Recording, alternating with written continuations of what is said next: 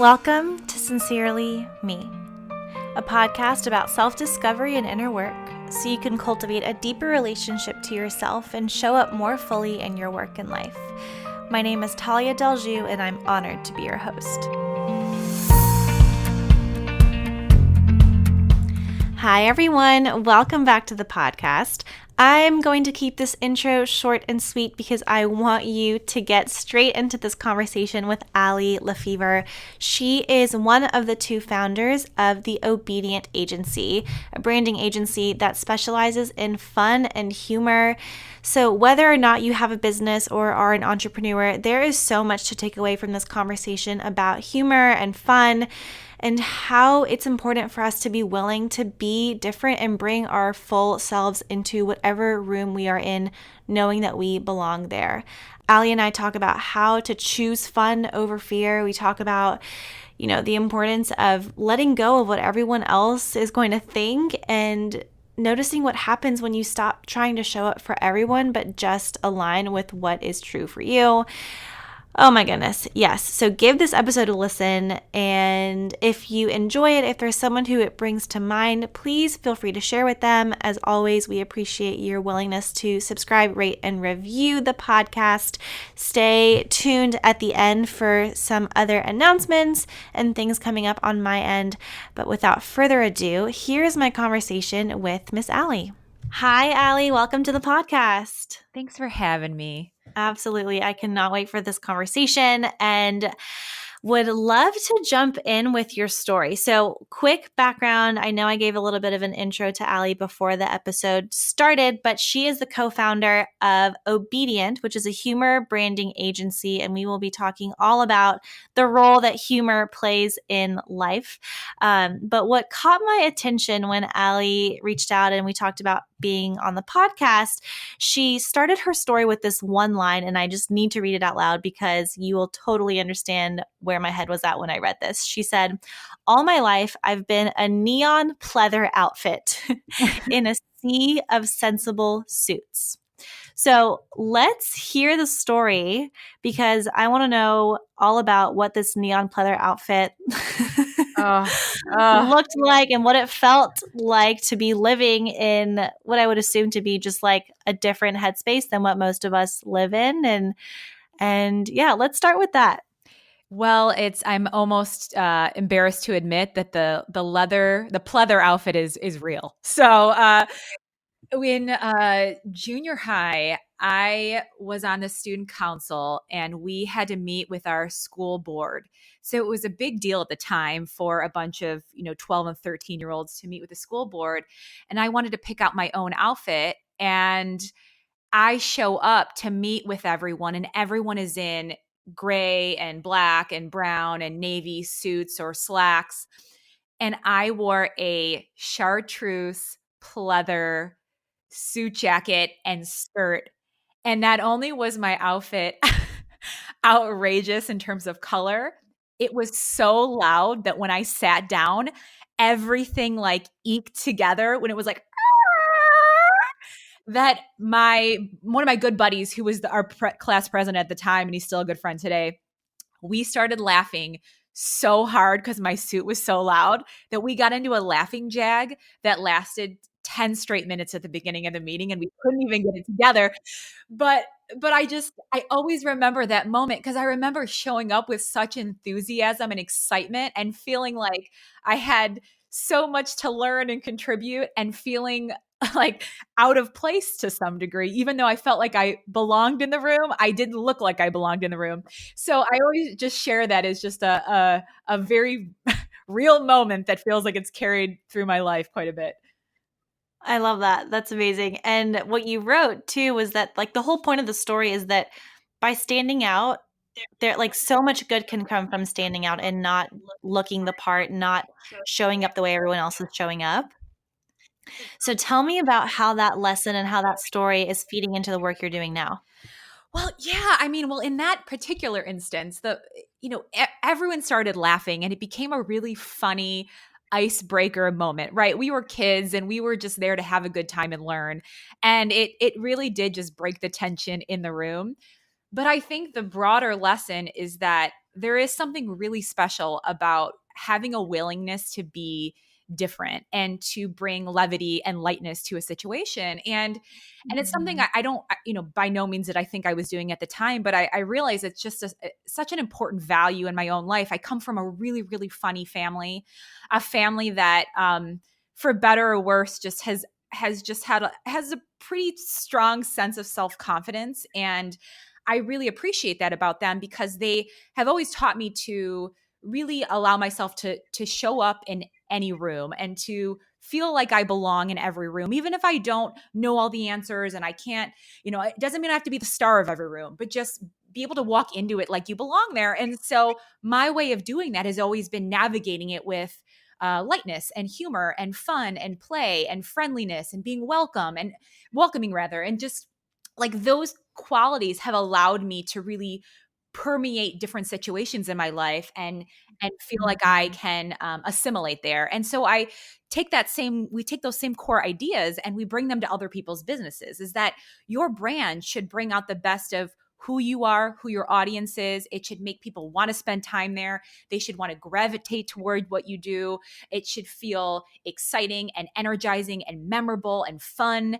And I think that that's something that we forget when we get caught up in all of the seriousness of life and business, is that people at their core, they want to feel good and they want to play and they want to have fun. And you can have a Mhm. serious business and not make light of it, but also bring lightness to it. So yeah, that's the spiel. I love that. And I mean, it takes courage, right? Like, I don't want to downplay that. I think it takes a lot of courage to be able to walk into a room and be yourself and live out loud and bring humor into a space that might not otherwise, have been graced with levity in the way that you would bring into it. So I think just to acknowledge the courage it takes, and also the trust in yourself to know that, like, me being my funny, authentic, whole self is enough. Like, that's enough for me to know that I deserve being in this room. There's nothing I have to fake, or like no mask I have to wear. And I would say most of us probably feel like we have to wear masks in certain rooms and in Mhm. certain situations, but to know yourself enough to know that if I just bring my full self into this room or into this conversation or into this space, that's all I need. Yeah, well, and I think the interesting part about that is that I think we're all desirous of feeling like we can show up as our full self everywhere, but I think there is also this conflicting feeling like I have to be palatable to everyone. Everyone has to like me. Mhm. And I think Right. when you do that in your personal life and you do that in your business life, you end up being very vanilla. If that's the Mhm. flavor everyone likes, but it's not the flavor that you get excited over. It's not the flavor that is super memorable. It's not the flavor you bite into when you go, oh my god, this is the best thing I've ever tasted in my life. And I think that there does have to be some risk to go, okay, I know not everyone may be my super fan, but the people who are will get me and they'll like me, and I can relax into that place, and I can give all of myself to those people. And the ones that don't get me, that's Mhm. okay. No harm, no foul. That I'm just not for them. And like there has to be like a willingness to let go of that. And I think that that's Yeah. how you can get the most of you and your business to really show up when you're not trying to show up for everyone. Totally. Yeah. Okay, so let's talk about how to prioritize, in your own words, how to prioritize fun, not just in business or work, but in life, because that again is something that I've seen to be so central to you and your work, is like remembering that fun can take the place of fear. Like, let fun run the show, don't let fear run the show, and how it's it's imperative in many ways that we turn back to that place, because to your point, when we think about work, career, business, life, we, especially in adulthood, take this seriousness and heaviness and like practicality, and not to say that's wrong, but we have to find the balance between that and the light fun side of things. Mhm. So let's talk a little bit more tactically about how to bring fun into the things we do, because man, what is that? What is fun? And how do you have fun in adulthood when it's easy to get so caught up in just the grind and what everybody else is doing, and the things we're told we should prioritize instead of fun? Yeah, well, I think fun is such a broad definition. I think that's the really cool part about it is that whether it's in your personal life or your business life, like from a business perspective, when we say the term fun and humor, there's such a wide range of what that can mean. It doesn't have to be silly slapstick. It can be very sleek and slick and bold and powerful and truth telling and authoritative and direct and clever. And like it could be a million different shades of that. And I think that harkens back to your personal life too, is that it's really embracing the part of yourself that makes you feel alive. It makes you feel whole. It makes you feel like the best elements of who you are rise to the surface. And that can be so different for everyone. So the things that light me up and fill me up may be vastly different from someone else. I finally realized as I became an adult that I should re-embrace the things I loved as a kid because I was onto something then. I was a big reader as a kid. I've always been a big reader as an adult, but I think really embracing that part of myself is that I'm simultaneously an extrovert and I also like to read a lot. And so I would feel this weird inner struggle of wanting to go out and be social, but also wanting to tuck away with Harry Potter for the fourth time, right? So, and so what I started to realize is like, oh, that's a really fun experience for me. And that when I give myself that that moment, it allows the best parts of me to rise to the surface so I can feel refreshed and I can feel creative and I can feel playful and whole and all of those beautiful things. But I think that is saying like I don't have to be on all the time to be to be someone's definition of fun. Fun is very much like the things that interest me, that excite me, and that I gravitate toward. And I think like bringing some of those same principles to business is just so important. And that's what we try to do. Like we try to we practice what we preach in what we do. It's like we understand each other really well as teammates and colleagues. And so we get to embrace those parts of ourselves and we tease each other and we poke fun at each other in like a very loving way is because we recognize like all those silly, quirky elements of each other playing is what brings the best version of us to the table. Yeah, absolutely. And again, it's so counter to what we're told success looks like and how we should be in certain spaces. And Yeah. I want to have a conversation. I want to go back to this one line again that you wrote around how standing out has so many perks and who the hell wants to be the gray suit guy.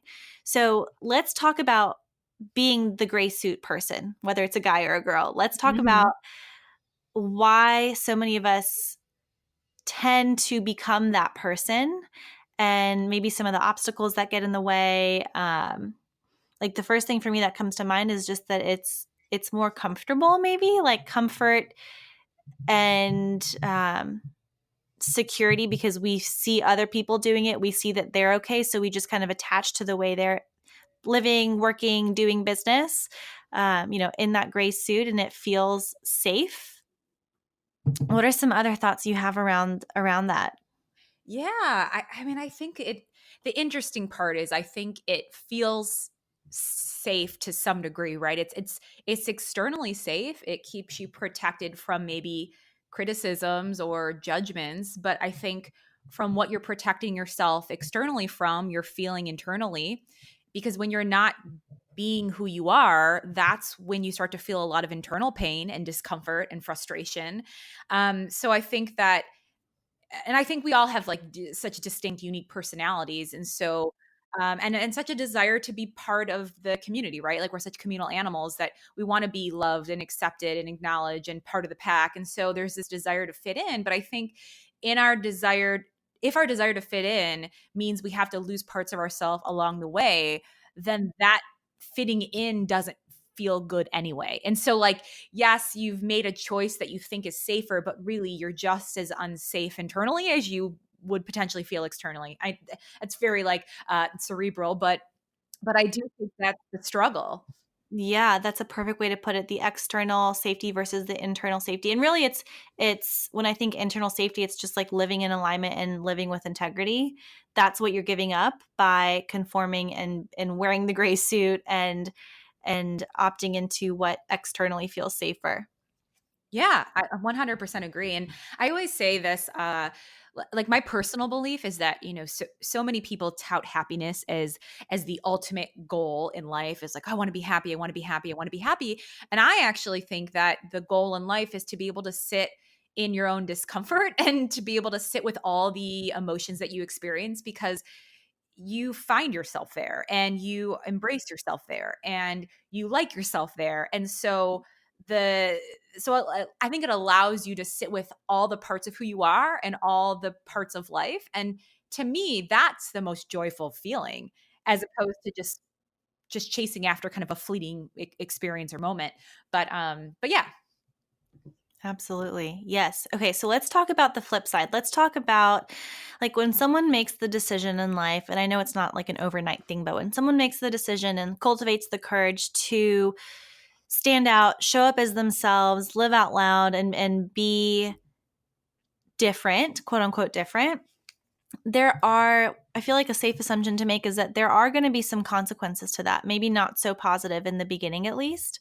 Did you experience any of that? Do you see your clients experiencing any of that in terms of, like when you decide to live more authentically and with integrity? I'm sure that when it comes to friendships, some friendships start to be challenged, and some of that you might start seeing change in life in ways that might be uncomfortable, but that at the end of the day, are exactly what need to happen for you.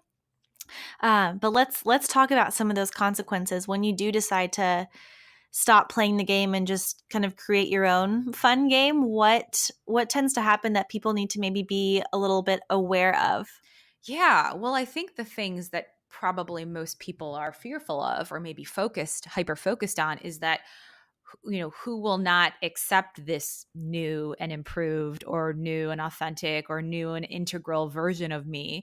And so there's so much fear that, what if I'm on the outside now? What if so and so doesn't embrace me? What if I become ridiculed or judged? Or um you know I understand the concern, and I don't say to just dismiss that, but like everyone needs to stay in their own lane. Like if you stay in your own lane and you focus on your own life and your own choices and your own the way you self-express and the way you show up, and you have integrity in who you are and what you do, let everyone else stay in their own lane. Like when we get caught up in what everyone else is doing, that is when we experience a lot of problems in our own life. And that's the same thing in business.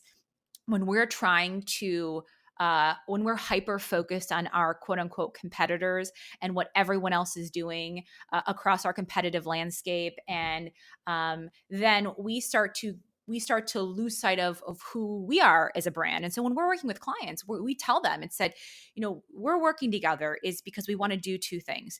We want to build out a very clear, strong position for your brand. We want you to understand without a shadow of a doubt who you are, what you stand for, what makes you different, what makes you unique, why people should pick you. If you try to mirror everyone else, you don't get to be the person they remember. Then what we do is, once we understand that, is we get to wrap it in a really unique, cool, engaging personality that draws out the qualities in their audience that they're really looking to access. And so what happens is, yes, there is risk that some people will not get you, will not understand you, but the people that do will love you. They will be your fans, they will be your advocates, they will be the people that show up for you. There becomes loyalty there because you've started to create a relationship where your consumer, and we could use this as a metaphor for business or personal, but your consumer, or the people you're interacting with, they know, like, and trust you. They start to see a consistent person. They start to see someone who seems like they're comfortable, or they start to see a business who seems like they're comfortable in their own skin. They know who they are. And we all want to be in the presence of people and brands like that.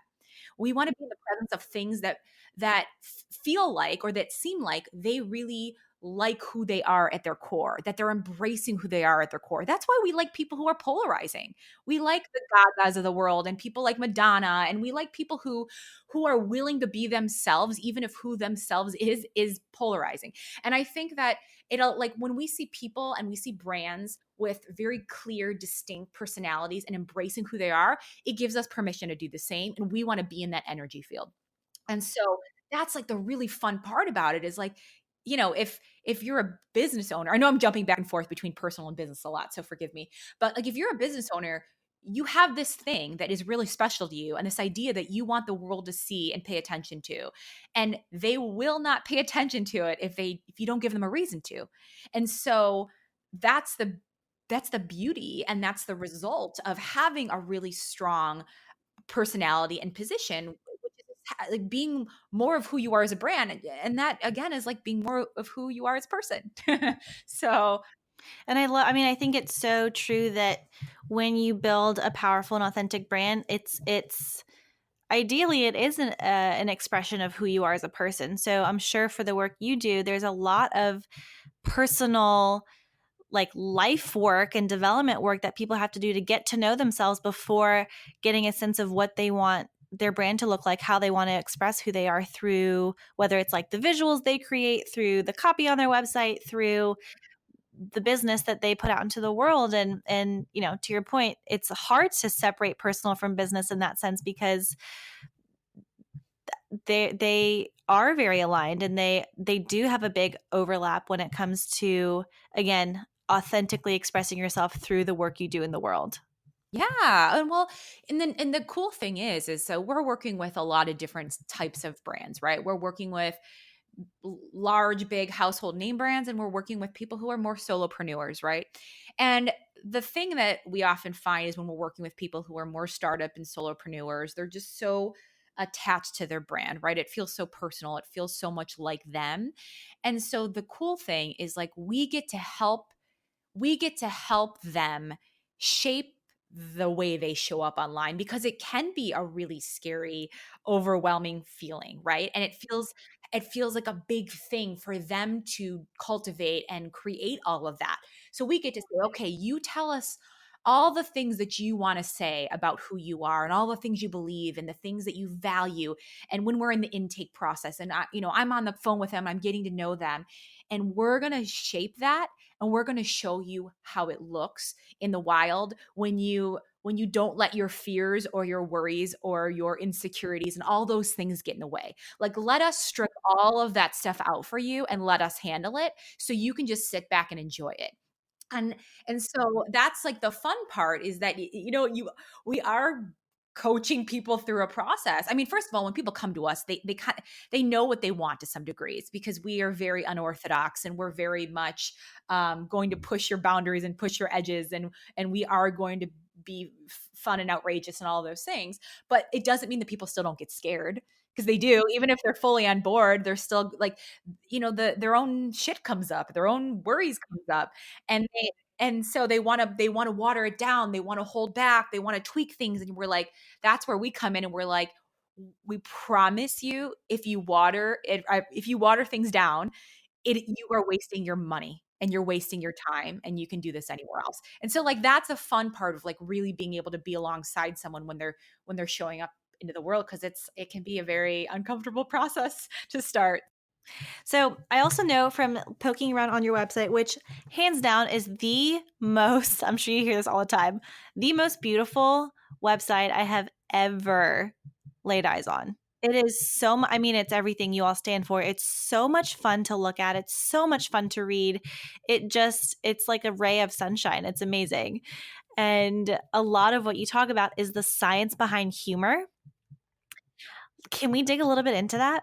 Yeah. So there's been some really cool studies showing that there are basically three core emotions that you can cultivate in an audience that are effective at really locking in a memory or an experience and really converting people, and so that they have an attachment to your brand. And they are fear, grief, and laughter. And fear and they're all effective. So it's not saying that, oh, they don't work, that's why we use laughter. No, they all work, right? So fear is a very effective tool. It is the tool that you probably see the most of. People, our brands are often they are preying on and pressing into your inadequacies or insecurities. Think of, like, the very stereotypical, like, anti-aging campaigns around skincare. But it works because people want to avoid pain, right? um, but we personally think it's a coward's game, right? Like, we believe that you can make a sale without making people feel like shit in the process. So that's fear. Then there is grief. Grief isn't a place we want to play in, and we actually find that, like, millennials and younger generations, they just are not interested in being guilted into being part of solutions. And so think of, like, the Sarah McLachlan, really sad, animal welfare campaigns. Like, those are effective, right? So I'm not knocking that strategy. It's just not the one that we want to be a part of. And so that leaves laughter. And laughter is something that is highly effective, and it's very underutilized. And it is because it's hard to do, and it's hard to do well. You often see people trying to do funny ads and campaigns, and they often get very watered down in the process because humor can be a very polarizing approach. But when you can make someone laugh, we always say you can make them do anything, because, like, laughter gets to bring out the best parts of your audience. It gets to draw out all the good parts of who they are and bring them to the surface. You get to connect with someone in a way that is so much more humanizing. Like, laughter and fun and humor can do so much heavy lifting. It can humanize a topic. It can make something relatable. It can make something more palatable and digestible. It can make something really engaging and compelling. It could just make you feel good. And that is enough of an experience sometimes. And so laughter is just it's a really effective tool, but it's very underutilized because it can be uncomfortable to do, and it can be really challenging to do. And that was the thing that my business partner and I were super drawn to, and we thought we did really well in our, we both ran businesses separately. She's been my best friend for years, and we would always talk about campaigns and projects and brands we were working on, and always finding that we were using humor as our tool of choice. And we're like, this thing works so well. Why wouldn't everyone do it? Why wouldn't we fill the world with more things that make you feel good? And so we built it work. And so we built an entire agency around this idea that fun sells, and there's just a better way to brand your business. So yeah.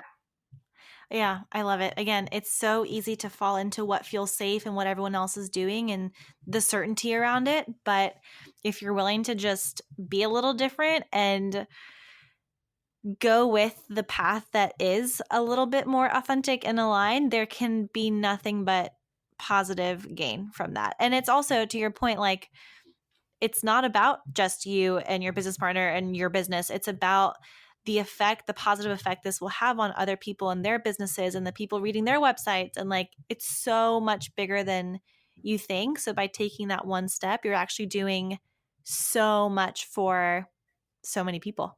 Yeah, I fully agree. I think that so often, brands, they come on to the market and it's all about them. And I don't think people realize that, is we read so many websites, right? So often people are telling the story of things that matter to them. It's very feature driven. It's not a benefit to their consumer. And it's very much about their experience, their story, why it matters to them. And they forget to really get in the heads and the hearts of their consumer.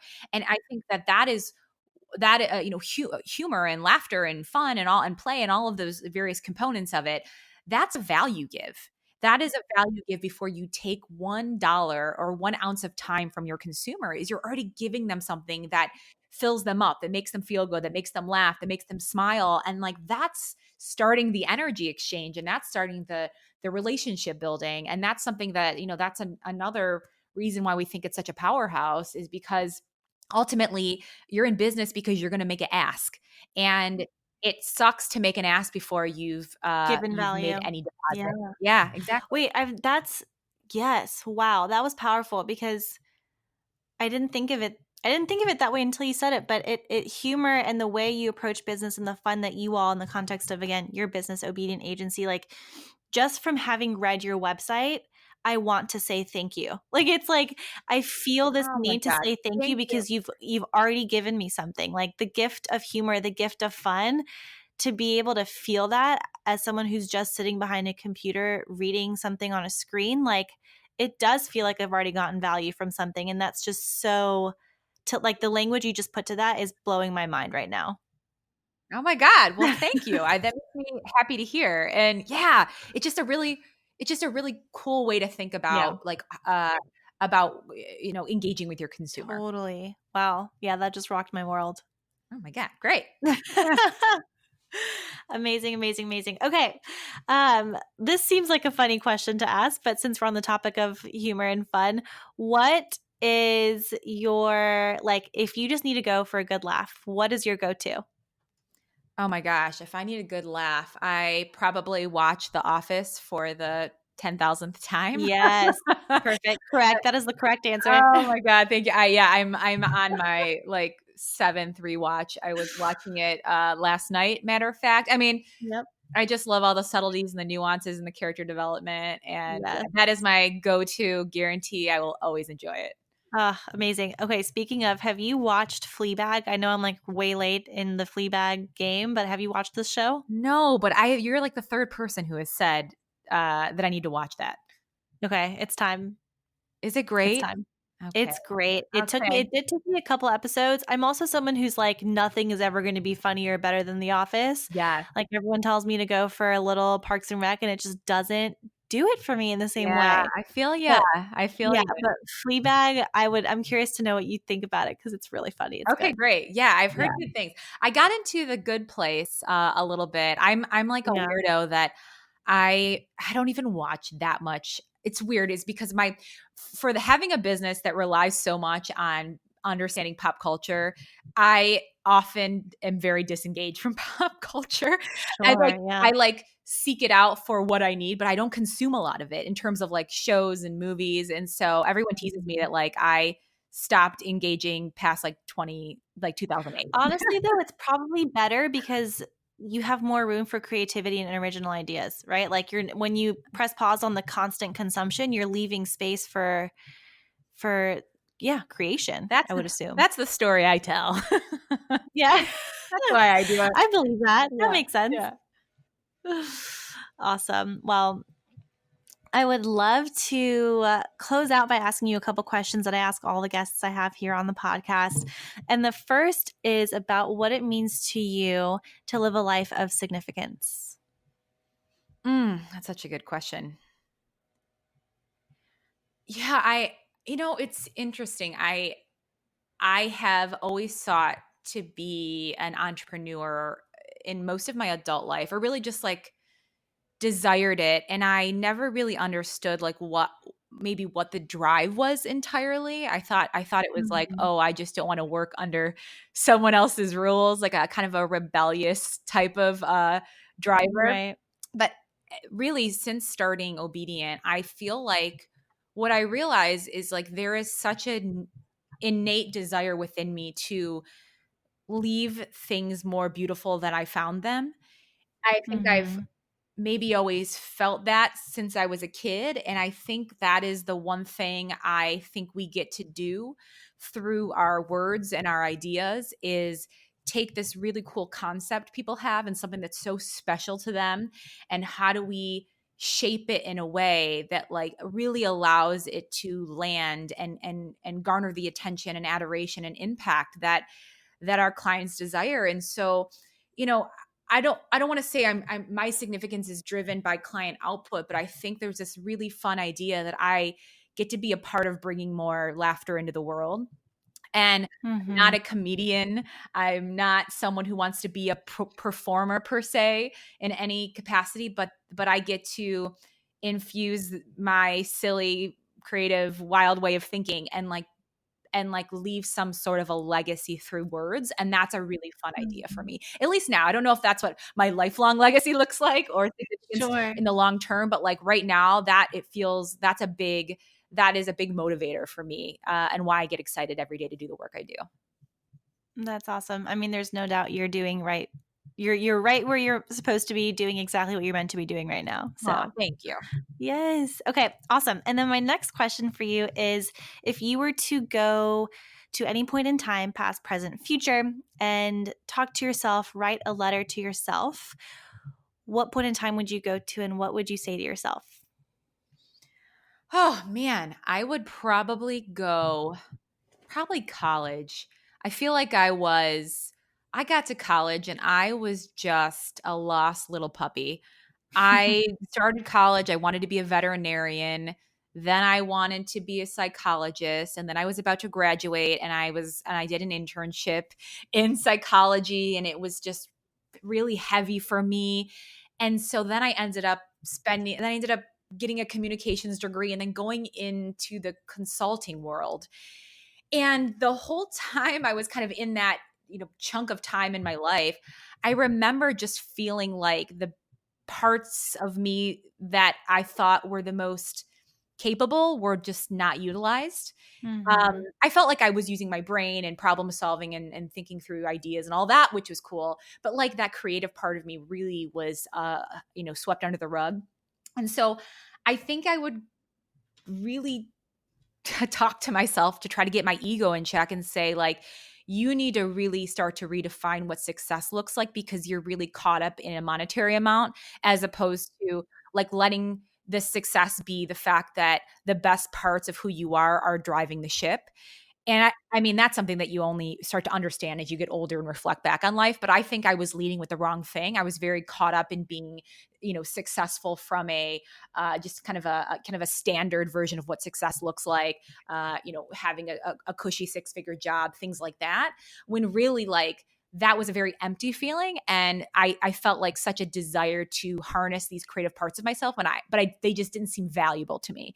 And so, like, telling myself a lot right now, but telling myself, like, you can, like, those parts of you are what will make you a success, and like that Yeah. success will look very different and it'll feel so much better in the long run. You just have to trust that part of yourself. Yes. So yeah, I'd probably talk to myself for a really long time. We'd have a a long lot of, conversation. a lot of heart to hearts. Yes. Yes. I love that. No, I think it's something that a lot of us need to hear, is like, you hiding these parts of yourself is not doing anybody a favor. And if nothing else, like, your success depends on it. So Yeah, I fully agree. yeah. So figure it out. Yeah, get your shit together. Get your shit together. Yeah. Awesome. Well, if people want to get in touch with you guys, the great work you're doing, let us know how we can find you. Yeah, you can find me at obedientagency.com. We are everywhere on the interwebs at Obedient Agency. We hang the most on Instagram. And if you want to find me, Allie LeFevere, everywhere on the internet. I probably spend the most time on Twitter these days, for better or worse. So you probably don't get the best version of me there. So come find me on Instagram.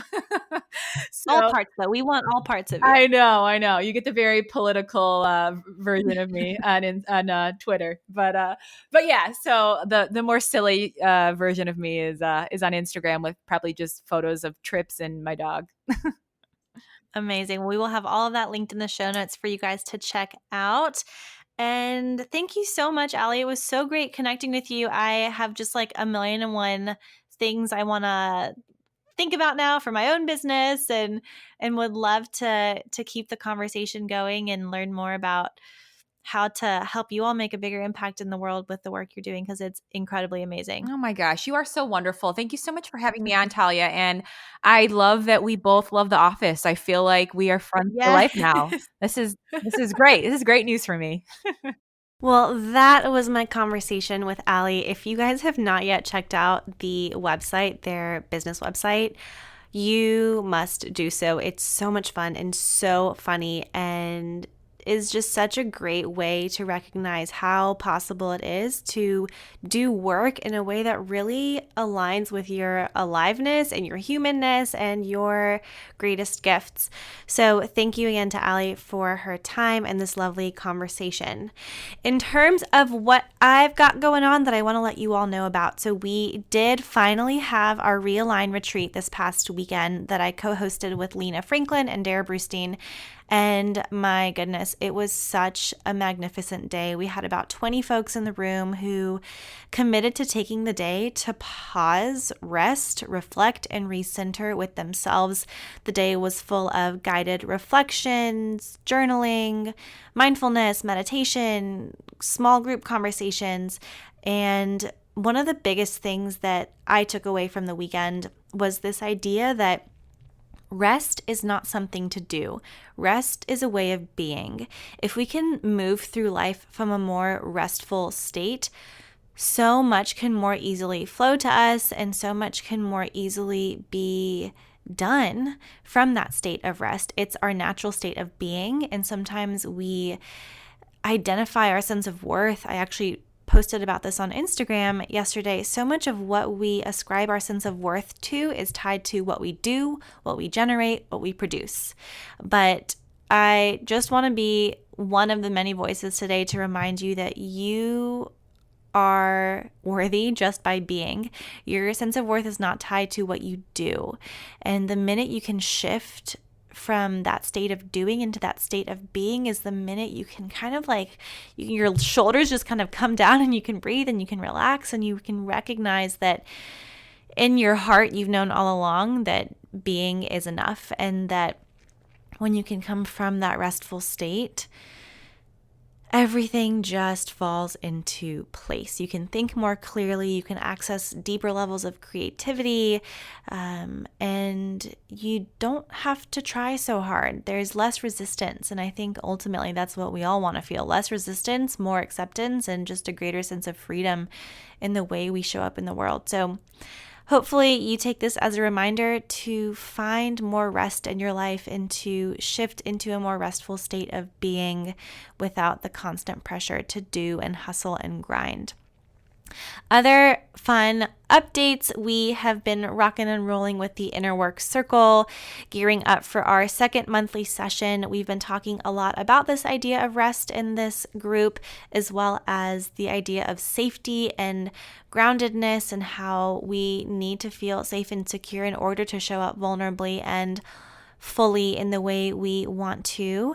We also just got our details nailed down for our first retreat, which will be in February in the beautiful city of Austin. So super excited for the Inner Work Circle and where all those conversations are heading. If you're interested in learning more about this year-long program for yourself, our next cohort is starting in January. Feel free to add your name to that wait list to get notified when applications open. And as always, thankful to you for taking the time for yourself to listen to this episode, to this podcast, and would not be doing it if it weren't for you and your support and your curiosity when it comes to the topics we explore here on Sincerely Me. So thank you so much for tuning in. You can reach out to me via Instagram at Tallia Delju or via email sincerelymepodcast@gmail.com. That's all for me, folks. Have a great rest of your week, and we'll catch you on next week's episode. Sincerely, me.